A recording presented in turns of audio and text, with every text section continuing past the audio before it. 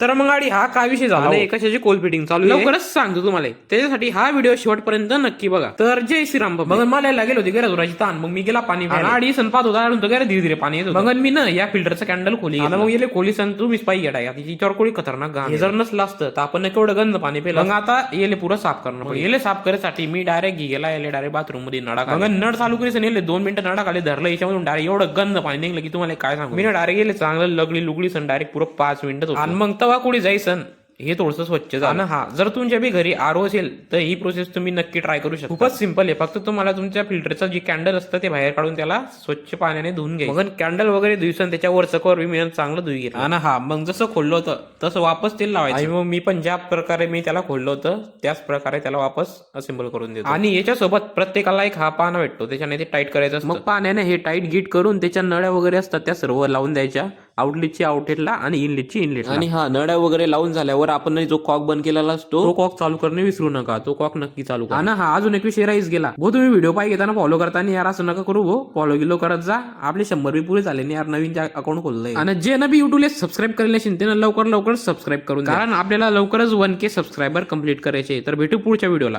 Jai Khandesh.